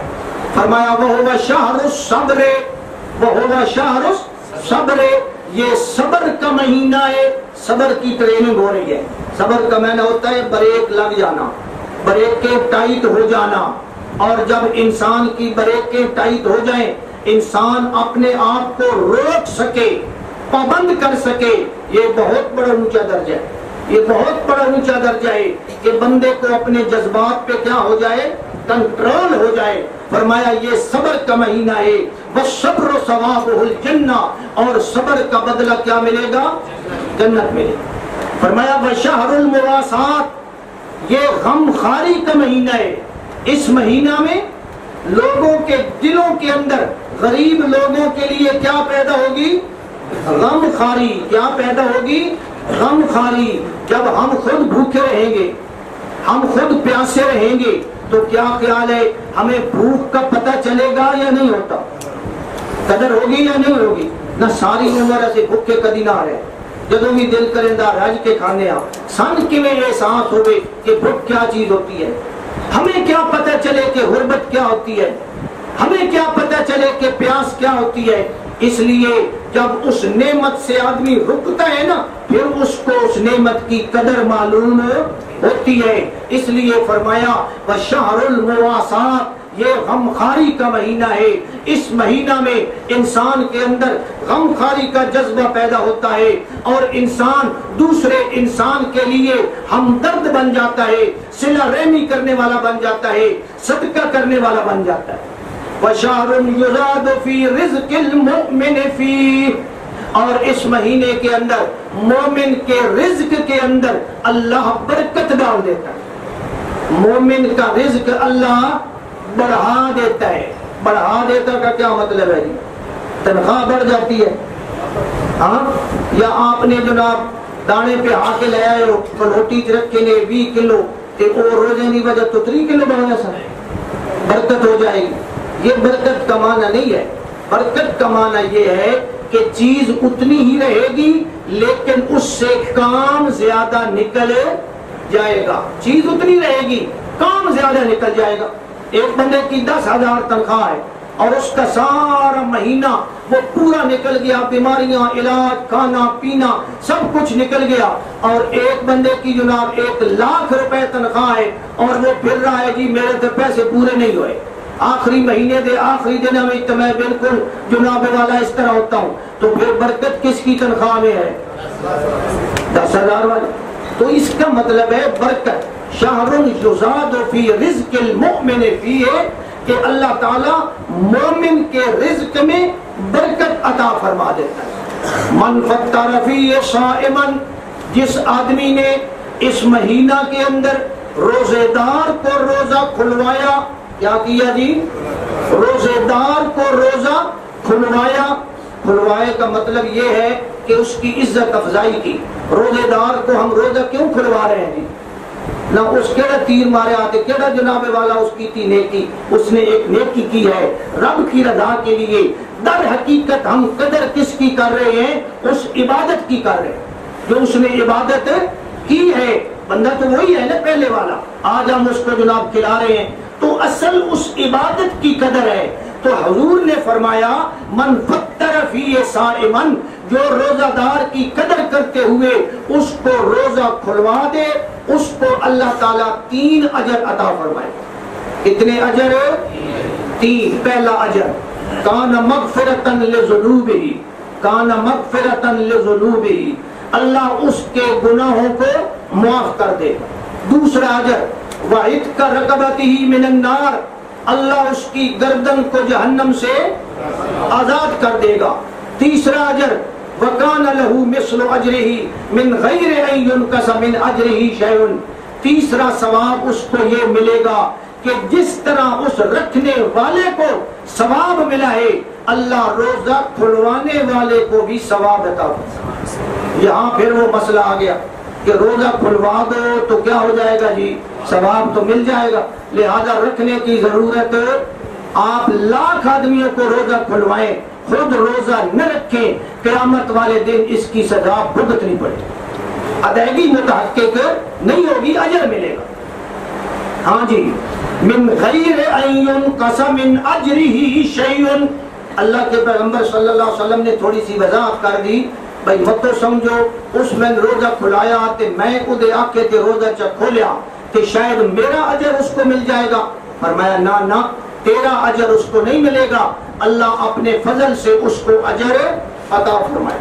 جب حضور نے یہ بات فرمائی نا، صحابہ تھوڑے پریشان ہوئے، تھوڑے ٹینشن میں آ گئے اور پریشان ہوئے اور فوراً اللہ کے پیغمبر سے سوال کیا. قالوا یا رسول اللہ، اے اللہ کے رسول صلی اللہ علیہ وسلم، لیس کلنا یجد ما یفطر الصائم. ہم میں سے ہر آدمی کی یہ جرأت نہیں ہے، یہ طاقت. ہم تو غریب آدمی ہیں، صبح کا ملتا ہے شام کا نہیں ملتا، پتہ نہیں کس حال میں. ہماری کیا طاقت ہے کہ ہم کسی کو روزہ کھلوائیں اور اس کو کھلائیں. صحابہ نے سمجھا بھائی شاید روزہ کھلاون کا مطلب اے وے بھائی چنگی بھلی کے کرنی، دعوت کرنی، چنگا بھلا رجاونا. صحابہ نے یہ سمجھا تو صحابہ نے کہا اللہ کے پیغمبر وہ تو روزہ دار ہے، سارے دن کا بھوکا پیاسا، ہم اتنی طاقت نہیں رکھتے کہ ہم اس کو روزہ کھلوائیں. پیغمبر علیہ الصلوۃ والسلام نے جواباً ارشاد فرمایا، او میرے صحابیوں تم نے مطلب نہیں سمجھا. مطلب یہ ہے یؤتی اللہ ھذا الثواب من فطر صائما علی تمرۃ. اللہ یہ ثواب اس بندے کو بھی عطا فرمائے گا جس نے روزہ کھلوانے کے لیے دوسرے کو کھجور کا ایک ٹکڑا، نکی جئی کھجور، ایک کھجور اس نے دی ہے، اس نے روزہ کھول لیا، اللہ اس کو بھی اجر عطا. اب کھجور دینے کا راز کیا ہے؟ اصل قدر ہو رہی ہے اللہ کی عبادت کی. کس کی قدر ہو رہی ہے؟ ورنہ کھجور سے اس کا کیا بن رہا ہے؟ روزہ ہی کھول رہا، اس نے کھول لیا، کھجور سے نہ. فرمایا یہ آنر ہے، یہ عزت ہے اس روزہ دار کی کہ ہم جناب والا ایسے پانی کا گلاس، اب پانی تے نہ کوئی مول لگدا تے نہ کوئی اسا مول دا آندا ہویا. ویسے ایک ٹائم آنے والا ہے، دعا کرو اللہ کرے وہ ٹائم نہ آوے جدوں اے پانی بھی سان کیویں لبنا، اے مول نہ لبنا. ہن بھی لبدا پیا لیکن بہرحال مول نہ لبنا. پانی ایک عام جئی چیز ہے. ہم نے پانی کا گلاس لیا اور گلاس بھر کر تھوڑی سی عزت کرتے ہوئے اس کے آگے رکھا کہ جناب یہ پانی پی لیں. اتنی سی بات سے ہمیں اجر مل. یہ کیوں اجر مل گیا؟ اللہ نے پانی کو دیکھنا ہے، پانی کو نہیں دیکھنا، اللہ نے میری نیت کو دیکھنا ہے. تو جب روزہ دار کو تم کھجور کھلاؤ گے، اللہ کے پیغمبر فرماتے ہیں تمرتن، ایک کھجور کھلاؤ گے، اور شربت مائن، پانی کا گھونٹ پلاؤ گے، اور مسکت لبن، دودھ کی کچی کا ایک گھونٹ پلاؤ گے، اللہ پھر بھی تمہیں یہ اجر و ثواب. تو یہ اجر و ثواب کس بنیاد پہ مل رہا ہے؟ نیت کی بنیاد. ایک اس شے دی ودیا تے گھٹیا ہون دی بنیاد تے پانی سے بھی مل سکتا ہے، یہ جناب کھجور کھلانے سے بھی مل سکتا ہے، یہ دودھ کی کچی پلانے سے بھی مل سکتے. شرط یہ ہے کہ وہ روزہ دار، روزہ رکھنے والا موحد ہو، رب کی رضا کے لیے اس نے روزہ رکھا ہو، اور یہ کھلوانے والا بھی کیا ہو؟ موحد. اجر سارا کن ملنا موحدان. جس بندے دا عقیدہ خراب ہے ان اجر شجر. روزانہ لکھ بندے روزہ افطار کراوے، لکھ دیگ پکاوے، عقیدہ ایمان خراب ہے، تک اجر نہیں ہے. یہ مسئلہ تو یاد ہے نا، پکا نا. وہ تو ایمان تو پہلے مست ہے، وہ تو ہونا ضروری ہے. ہاں جی، فرمایا وہ اس کو پھر بھی اللہ تعالیٰ اتنا اجر عطا فرما دیں گے. وَهُوَ شَهْرٌ أَوَّلُهُ رَحْمَةٌ. یہ مہینہ ایسا ہے کہ اس کی ابتدا رحمت ہے. ابتدائے اللہ تعالیٰ رحمت سے کرتا ہے. او رحمت نازل ہوتی ہے، اترتے اترتے اترتے پھر اسی رحمت میں شدت آ جاتی ہے. پھر کیا آ جاتی ہے؟ شدت. پھر وہ شدت کیسے آتی ہے جی؟ وہی رحمت تبدیل ہو جاتی ہے وَأَوْسَطُهُ مَغْفِرَةٌ، پھر اللہ تعالیٰ درمیانی عشرے میں اس کو کیا بنا دیتا ہے جی؟ مغفرت، پھر اس بندے کے گناہ معاف ہونا شروع ہو جاتے ہیں، معاف ہونا شروع ہو جاتے ہیں، اور پھر آخری عشرے میں وہ رحمت اتنی تیز ہو جاتی ہے جی بارش ہوندی نا، پہلے تسی کیا دیو کڑیاں شڑیاں لاندیاں پائیاں، بات تسی کیا دیو بارش لے پئی، بات تسی کیا دیو بالکل موسلا دھار لے پئی، انتہا شہر لڑائی دے بندی، اسی طرح اللہ کی رحمت آئی، پھر اور تیز ہو گئی، گناہ کو جناب لے گئی، مغفرتاً لذنوبہ، گناہوں کو اڑا کر لے گئی، پھر اور تیز ہوئی وَعِدْكَ رَكَبَتِهِ مِنَ النَّارِ، اللہ تعالیٰ کی رحمت اتنی تیز ہوئی کہ آخری عشرے میں اللہ جہنم سے آزادی کے فیصلے کرتے، آخری عشرے میں نکے شکے فیصلے اللہ نہیں کرے گا بھائی، نکے شکے نہ، بڑے بڑے فیصلے، اور وہ بڑے فیصلے کیا ہے؟ اتقا رقبتہ من النار، اللہ جہنم سے آزادی کے فیصلے فرماتے۔ دعا فرمائے اس رمضان میں اللہ ہمارے حق میں بھی جہنم سے آزادی کا فیصلہ فرمائے۔ ہاں جی، وَاسْتَقْسِرُوا فِيهِ مِنْ أَرْبَعِ خِصَالٍ، میرے نبی نے فرمایا اس مہینے کے اندر 4 کام ضرور کرنا۔ اب یہ کون فرما رہے ہیں جی؟ اللہ کے نبی، یہ ہمیں مشورہ دے رہے ہیں 4 کام، ویسے بہت ساری اور بھی چیزیں ہیں حدیث میں آئی ہیں، اس حدیث میں یہ 4 چیزیں آئی ہیں، اس حدیث میں یہ 4 کام ضرور کرنا۔ خصلتین ترضون بہما ربکم، 2 کام وہ ہیں جن سے تم اپنے رب کو راضی کرو گے۔ کون سے کام ہیں جی؟ رب کو کیا کرو گے؟ راضی کرو گے۔ اور آپ نے فرمایا وَخَصْلَتَيْنِ لَا غِنَىٰ بِكُمْ، 2 کام وہ ہیں جو تو تمہیں کرنے ہی پڑنے ہیں، وہ تو تمہاری مجبوری ہے، وہ تمہارے لیے ضروری ہے، وہ تمہیں کرنے ہی پڑنے ہیں۔ تو یہ کتنے کام ہو گئے جی؟ 4۔ 2 کاموں سے رب راضی ہوگا، اور 2 کام تو اتنے مست ہیں وہ تو تم نے کرنے ہی کرنے ہیں۔ فَأَمَّا الْخَصْلَتَانِ اللَّتَانِ تُرْضُونَ بِهِمَا رَبَّكُمْ، وہ 2 باتیں جن سے تم اپنے رب کو راضی کرو گے، ان میں سے ایک بات یہ ہے فَشَهَادَةُ اللَّهِ إِلَٰهَ إِلَّا اللَّهِ، کہ بار بار اپنے ایمان کی تجدید کرو اور لا الہ الا اللہ کی گواہی دو۔ اے ہن آیا نے عقیدہ اور ایمان، فَشَهَادَةُ اللَّهِ إِلَٰهَ إِلَّا اللَّهِ، کہ لا الہ الا اللہ کی گواہی دو، اپنے ایمان کی تجدید کرو۔ کیا کرو؟ تسی یاد ہو رینیو کرو، کیا کرو جی؟ رینیو کرو۔ ایمان بھی رینیو ہوندا، ایمان بھی کیا ہوندا؟ رینیو ہوندا۔ بعض اوقات اس کے تھوڑا سا کمزور ہو جاتا ہے، تھوڑا سا اس کے اوپر غبار پڑ جاتا ہے، پھر کیا کرتے ہیں جی؟ رینیو کرتے ہیں۔ اور وہ رینیو کس طرح کرتے ہیں؟ میرے پیغمبر نے فرمایا جددوا ایمانکم، اپنے ایمان کی تجدید کیا کرو۔ کیسے؟ فرمایا شہادت اللہ الہ الا اللہ، دل کی گہرائیوں کے ساتھ عقیدہ ٹھیک کرتے ہوئے رب کی توحید کی گواہی دیا کرو۔ ایک دفعہ گواہی دینا تمہارا کام، تمہارے ایمان کو تر و تازہ کر دینا میرا۔ ساڈا کوئی پتا جی، اسی پتہ نہیں کیڑے ویلے کوئی چبل مار ونجا تے ایمان کیا ہویا پہ ہوئے، ضائع ہویا پہ ہوئے، اس کو ساڑھے کوئی گارنٹی ہے؟ ایسی شہد ہے نہیں نہ بہت نکلنا تے دھماکہ لگنا، کوئی آواز آنی ہے بھیا ایمان گئے ٹوٹ گئے، کوئی آواز آنی؟ کوئی آواز نہیں آنی، کوئی پتہ نہیں لگنا۔ تھوڑی سی چینجنگ عقیدے میں آئی، ایمان کیا ہو گیا؟ رخصت ہو گیا۔ اس لیے میرے بھائی اپنے ایمان کی تجدید کرتے رہنا چاہیے، اور ایمان کی تجدید کرنے کے لیے فشہادت اللہ الہ الا اللہ وان محمد رسول اللہ، اس بات کی گواہی دیتے رہنا چاہیے، یہ گواہی دیتے رہنا چاہیے۔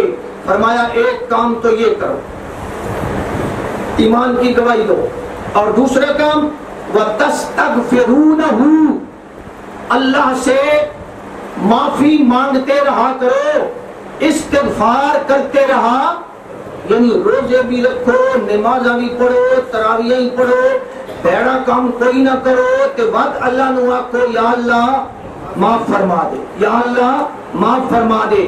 استغفار بھی کرو کہ یا اللہ میری ان نیکیوں کے اندر ہزاروں کمیاں ہیں، کمزوریاں ہیں، مولا تو میری کمزوریوں کو دور فرما دے اور میری کمزوریوں کو یا اللہ اگنور کرتے ہوئے میرے اوپر رحمت نازل فرما دے. یہ مطلب ہے تستغفرونہ، استغفار مانگا کرو کہ یا اللہ ہم معافی مانگتے ہیں، ہم استغفار کرتے ہیں، ہم تجھ سے معافی مانگتے ہیں، تو میرے گناہوں کو معاف فرما دے. کتنے کام ہو گئے جی؟ 2. آگے 2 کام فرمایا لا غنا بکم. یہ حضور کا لفظ ہے. حضور نے فرمایا یہ 2 کام ہے جو ایک وان کرنے ہی کرنے، ایک تمہاری مجبوری ہے، یعنی یہ بہت ضروری ہے تمہارے لیے کرنے. اور وہ کون سے ہے؟ فرمایا فَتَسْأَلُونَ اللَّهَ الْجَنَّةَ، فَتَسْأَلُونَ اللَّهَ الْجَنَّةَ، اللہ سے جنت کا سوال کیا کرو. یا اللہ ہمیں کیا عطا فرما دے؟ جنت عطا فرما دے. اور چوتھا کام وَتَعَوَّذُونَ بِهِ مِنَ النَّارِ، اللہ کے سامنے جہنم کی پناہ مانگا. یعنی یہ 2 کام کرنے ہیں. اللہ سے جنت مانگنی ہے کہ بعض لوگ کہتے ہیں جی جنت شنت ایسا نہیں مانگنی، سان جنت کی لوڑ ہی کوئی نہیں. وہ بڑے اچھے فلسفی بنتے ہیں. سان جنت کی جانے لوڑ کوئی نہیں، اسی تو نیکیاں کریں اللہ دی رضا واسطے، بس رب راضی ہو بن یہ جنت سان نہ بھی ملے تو خیر ہے. یہ تو بہت بڑی غلطی ہے، یہ تو بہت بڑی تکبر ہے. ہمیں جنت کی ضرورت ہے یا نہیں ہے؟ ہمیں جنت کی ضرورت ہے. اور ہمیں اللہ کے نبی نے فرمایا کہ اللہ سے جنت مانگا کرو. یہ جتنی ہم نیکیاں کر رہے ہیں یہ کس لیے کر رہے ہیں؟ تاکہ ہمیں جنت حاصل ہو. یا جنت کی سن لوڑ ہی کوئی نہیں، ابھی ان نیکیاں پہ کریں گے. جنت کی ضرورت ہے، لا غنا بکم، ہماری ضرورت ہے، اللہ نے ہمیں دینی ہے. اس لیے اللہ سے جنت مانگا کرو. اور دوسری بات وَتَعَوَّذُونَ بِهِ مِنَ النَّارِ، جہنم کی پناہ طلب کیا کرو کہ یا اللہ مجھے جہنم کے عذابوں سے بچا، جہنم کی تکلیف سے. یہ بات اس کو سمجھ آئے گی نا تھوڑا سا جس کو جنت کا نقشہ معلوم ہوگا کہ جنت میں ہوگا کیا، دوزخ میں ہوگا کیا. اگر جنت کا نقشہ ہمارے ذہن میں ہو نا اور جہنم کا نقشہ ذہن میں ہو، وقت بھاویں ساڈا دل نہ بھی کرے تو زوری کے دعا نکل سی یا اللہ جہنم کو بچائے، یا اللہ جہنم کو بچائیں. اصل میں ہم نے جہنم کو سمجھا نہیں، پڑھا نہیں، دیکھا نہیں کہ جہنم کتنی سخت چیز ہے. بہرحال میرے بھائی جنت سے بڑی نعمت کوئی نہیں، جہنم سے بڑی زحمت کوئی نہیں. اللہ ہم سب کو جنت عطا فرمائے. اللہ ہمارے سب فوت ہونے والے لوگوں کو جو ایمان سے فوت ہوئے اللہ سب کو جنت عطا فرمائے، اللہ سب کو جہنم سے. لیکن ایک گل یاد رکھو، ناراض نہیں ہونا. جنت کس سے ملے گی؟ جنت ملے گی ایمان اور عقیدے سے. اگر کوئی سارے مولوی ناراض ہیں میرے نال بھائی اس نواں کوئی مسئلہ کٹیا، اس کوئی نوی گل کٹی کیڑی اے آدھا جنت مل سی ایمان نہ تے اسی لوگوں کے آدھے امال امال امال. میں پھر کہہ رہا ہوں قرآن میرے ساتھ ہے، آئے سامنے بات کر لیں ہم سے. ہمارا دعویٰ ہے جنت اعمال سے نہیں ملے گی، نہیں ملے گی، نہیں ملے. دعویٰ ہو گیا پکا کہ نہ ہو گیا؟ اعمال نال جنت نہیں ملنی. جنت ملنی ہے ایمان تے عقیدے نال. ایمان تے اعمال سے آگے درجے بڑھیں گے، درجے ضرور بڑھیں گے، لیکن بیسک طور پہ جو جنت ملے گی وہ کس بنیاد پہ ملے گی؟ ایک بندے کا ایمان درست نہیں ہے، عقیدہ ٹھیک نہیں ہے، اعمال بڑے اچھے ہیں، نماز بڑی اچھی پڑھتا ہے، روزے سارے رکھتا ہے، داڑھی رکھتا ہے، نیکی کرتا ہے، کیا خیال ہے جنت میں چلا جائے گا؟ کیوں نہیں جائے گا؟ پھر گل تو تھیں آ گئی نا. جنت ملے گی کس بنیاد پہ؟ اور ایک بندے کا جناب ایمان ٹھیک ہے، ایمان کیا ہے؟ ٹھیک ہے، ایمان درست ہے، عقیدہ ٹھیک ہے، اعمال میں کچھ گڑبڑ ہے. کیا خیال ہے جنت ملے گی کہ نہیں ملے گی؟ جنت ملے گی، جنت ملے گی. وہ آپ رسالہ پڑھے ہمارا پچھلی دفعہ جو شائع کیا تھا الحمدللہ، وہ اپنا قرآن اور شیطان، تو آپ پڑھے اس میں یہ بات بیان کی گئی ہے کہ جنت ایمان کی بنیاد پر ملے گی. اور اس کا یہ مطلب نہیں ہے کہ اعمال کرو ہی نہیں، اعمال کرو، ضرور کرو، نمازاں روزے حج زکاتاں سب اعمال کرو، لیکن جنت ملنے کا دار و مدار وہ کس پہ ہے جی؟ ایمان اور عقیدے پر ہے۔ میرے بھائی اگر کسی کو کوئی شک و شبہ ہے تو وہ ہم سے بات کر لے۔ بات کیوں نہیں کرتے؟ وہ بہتر نہیں ہے بات کر لیں بیٹھ کر؟ نہ یہ اچھا انداز نہیں ہے۔ رس بجرواں دور دور جناب پروگرام کے جناب پتہ نہیں کیا دا کیا، کوئی دین کا معاملے آپ ہمیں سمجھا دیں، ہم سمجھنے کے لیے تیار ہیں۔ تو جنت کس بنیاد پہ ملے گی؟ اچھا بعض لوگ گناہگار ہوں گے، بعض لوگ کیا ہوں گے؟ گناہگار، لیکن ایمان ہوگا ان کا، اللہ تعالیٰ ان کو عارضی طور پر جہنم میں ڈالے گا۔ پھر کیا ہوگا؟ کچھ عرصہ گزرنے کے بعد اللہ تعالیٰ پھر ان کو جہنم سے نکالے گا۔ تو کیوں اللہ کا ڈریا دی جہنم میں سٹ کے تے وقت پہ کٹدا وقت پیروانا وچ کیوں کٹدا پیا؟ وہ اس بنیاد پہ نکال رہا ہے کہ ان کے اندر ایمان موجود ہے، ایمان کا خاصہ ہے کہ یہ کہاں پہنچائے گا؟ جنت میں۔ اور پھر اللہ تعالیٰ اعلان کرے گا اخرجوا من کان فی قلبہ مثقال ذرۃ من الایمان۔ اب جس کے دل میں ذرہ برابر بھی ایمان ہے نا، میرے فرشتوں اس کو نکال کر لے آؤ، جنت میں پہنچا۔ اخرجوا من کان فی قلبہ مثقال حبۃ خردل، سرسوں کے دانے کے برابر بھی ایمان ہے تو اس کو بھی جہنم سے۔ تو کیا خیال ہے میرے بھائی؟ ناراض نہیں ہونا، دین کے معاملے میں ناراضگی نہیں ہوتی، یہ تحقیق ہوتی ہے۔ آپ خود تحقیق کر لیں، ناراض نہ ہو۔ یہ ایک بنیادی بات ہے کہ اعمال بھی ضروری ہے، ایمان بھی، دونوں چیزیں کیا ہے؟ میں نے انکار کیا ہے کسی چیز کا کہ میں کہوں اعمال نہ کرو؟ نہیں، میں کہہ رہا ہوں اعمال ضروری ہے، کرو، لیکن میں یہ کہہ رہا ہوں کہ ان دونوں میں سے جو زیادہ ضروری ہے وہ کون سی چیز ہے؟ ایمان اور عقیدہ۔ پہلے ایمان اور عقیدے کی فکر کرو اور پھر ساتھ اعمال بھی کرو، اللہ یقیناً کامیابی کامرانی عطا فرمائے۔ نہ حضور نے جو دعوت دی تھی وہ پہلے ایمان کی دی تھی یا پہلے اعمال کی دی تھی؟ نہ مکی دور میں 13 سال کس کی دعوت ہوتی ہے؟ نہ یہ جو قرآن مجید آپ کے سامنے پڑھا ہے، یہ قرآن مجید کی ایک نہیں سینکڑوں آیات ہیں۔ اللہ فرماتا ہے آمنوا وعملوا الصالحات، پہلے ایمان کا ذکر کرتا ہے یا اعمال کا؟ یہ گل تو میں یاد پیا، یہ گل میں یاد پیا، ایمان دی فکر پہلے تے اعمال دی فکر بعد میں۔ ہم یہ تو نہیں کہہ رہے کہ اعمال نہ کریں، بہرحال اللہ سے جنت مانگنی چاہیے اور جنت حاصل کرنے کا طریقہ بھی اختیار کرنا چاہیے۔ وَتَعَوَّذُونَ بِهِ مِنَ النَّارِ، اور جہنم کی پناہ مانگنی چاہیے کہ یا اللہ ہمیں جہنم سے بچا، ہمیں جہنم سے بچا، یا اللہ ہمیں جہنم سے دور رکھ۔ یہ ساری دعائیں مانگنی چاہیے۔ آدمی کے اندر استغنا نہیں ہونا چاہیے کہ میں کہوں جی مجھے تو ضرورت ہی نہیں ہے، یہ بڑی غلط بات ہے۔ تو حضور نے فرمایا کتنے کام کرنے ہیں جی؟ 4۔ کون سا کام جی؟ پہلا شہادت اللہ الہ الا اللہ، اپنے ایمان کی تجدید کرنا۔ دوسرا کام استغفار کرنا، ایک ہوندا ہے استغفار پڑھنا، کہ ہوندا استغفار پڑھنا، ایک ہوندا ہے استغفار منگنا۔ یہ پڑھن دی میں گل نہ کر رہا، میں منگن دی گل کر، منگن تے پڑھن وچ فرق سمجھ آ گیا؟ اللہ سے مغفرت کی دعا مانگنی ہے، انہیں رٹی رٹائی توڑتے یار پڑھن دا مقصد نہیں ہے، اللہ سے مغفرت کی دعا مانگنی ہے۔ اور تیسری بات جنت مانگنی ہے، جہنم سے پناہ مانگنی۔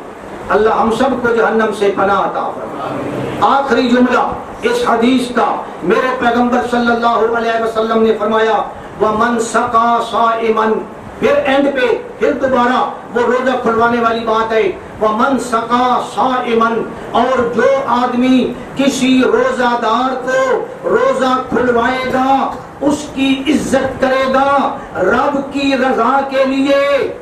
روزہ کس بنیاد پہ کھلوائے گا جی؟ اللہ کی رضا کے لیے، یا اپنے کسی مقصد کے لیے، یا دنیاوی مقاصد، یا سیاسی مقاصد، یا اور کوئی؟ نہ نہ نہ نہ نہ نہ، ان کی بات ہی نہیں ہے۔ وَمَنْ سَقَى صَائِمًا، جس آدمی نے روزہ دار کو روزہ کھلوایا اللہ کی رضا کے لیے اسے کیا ملے گا؟ سقاہ اللہ من حوضی شربتن، اللہ قیامت والے دن اس سے بڑھ کر کوئی پانی ہو سکتا ہے؟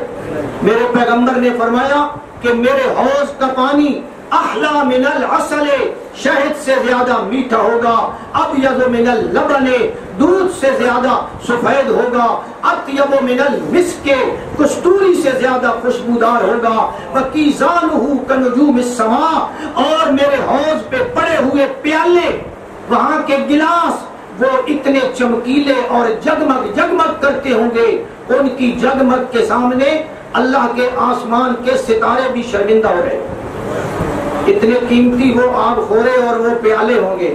اور پھر پانی بھی کتنا ہوگا جی؟ بڑا قیمتی، بڑا قیمتی۔ اور پھر ٹائم بھی کون سا ہے؟ شدت پیاس کا، شدت پیاس کا۔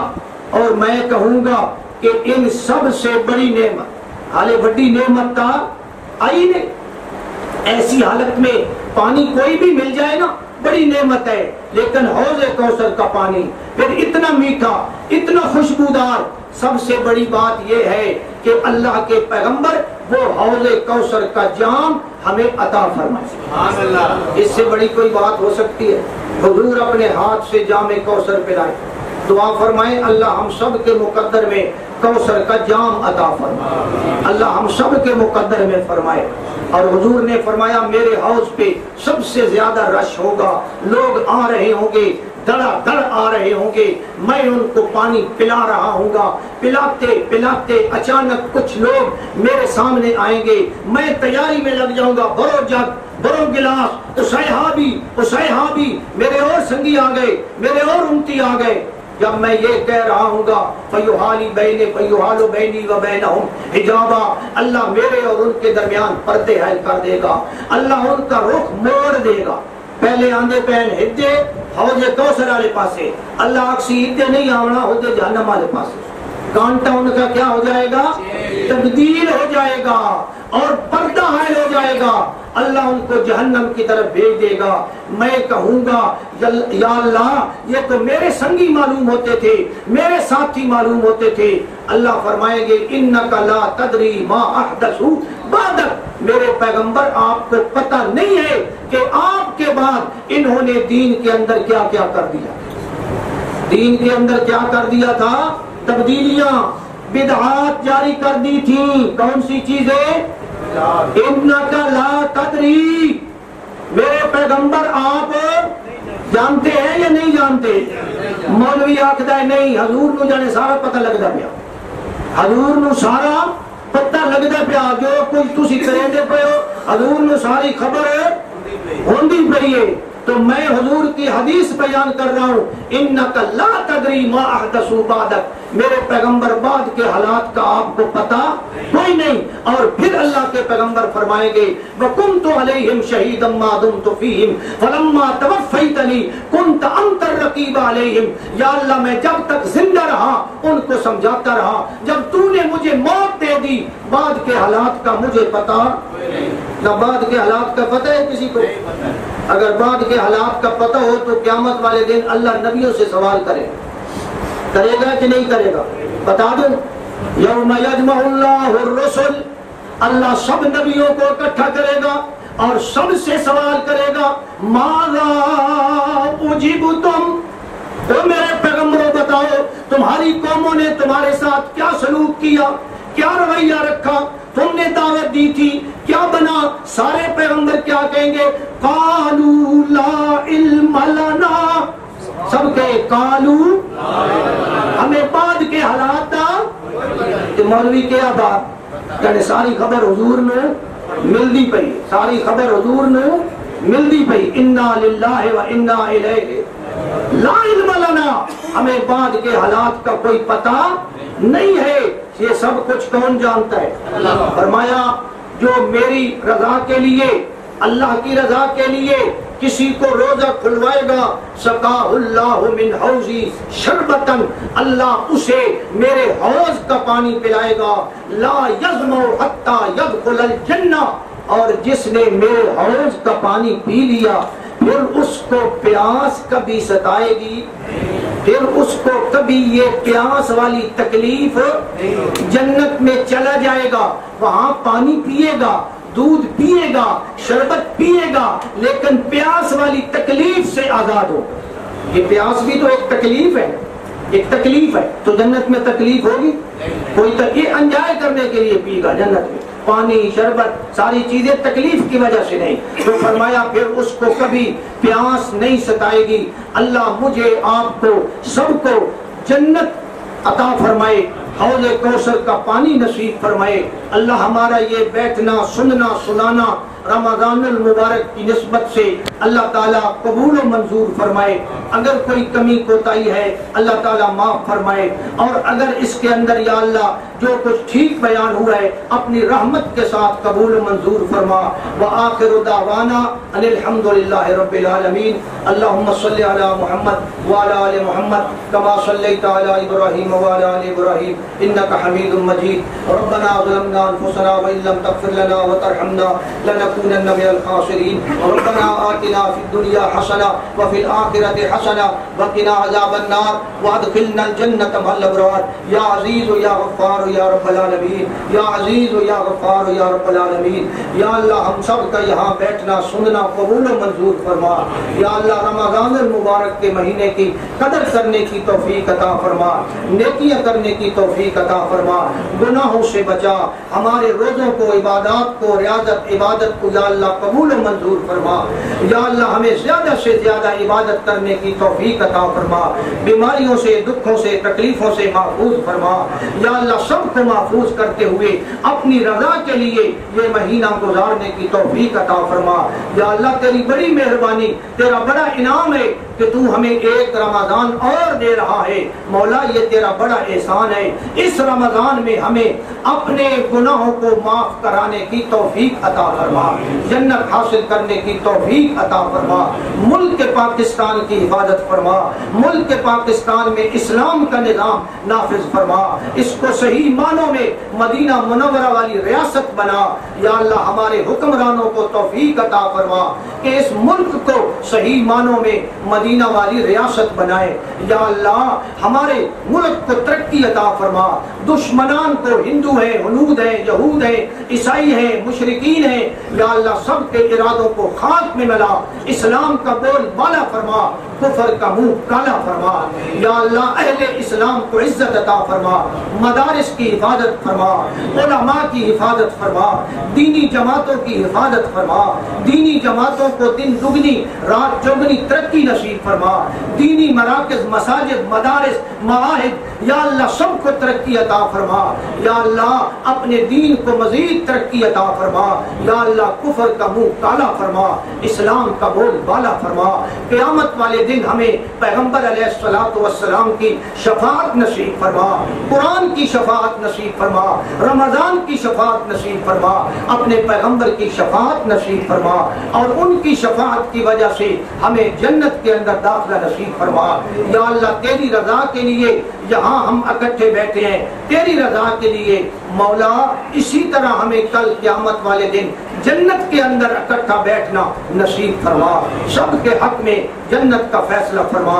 ہمارے جو بزرگ علماء کرام فوت ہو چکے ہیں، خصوصاً استاد العلماء حضرت مولانا بشیر احمد صاحب رحمہ اللہ تعالی، جنہوں نے ہمیں پڑھایا، یہ دین کی جناب درس گاہیں قائم فرمائی، اور یہ جناب گلستان جنہوں نے آباد کیے، یہ باغ جنہوں نے لگائے، اور آج ہم ان کا پھل کھا رہے ہیں۔ مولا انہیں جنت کے اعلیٰ درجے نصیب فرما، سیئات معاف فرما۔ ربنا اغفر لنا ولاخواننا الذین سبقونا بالایمان ولا تجعل فی قلوبنا غلا للذین آمنوا ربنا انک رؤوف رحیم۔ وصلی اللہ تعالی علی النبی علی خیر خلقہ محمد وعلی آلہ واصحابہ اجمعین برحمتک یا ارحم الراحمین۔ تمام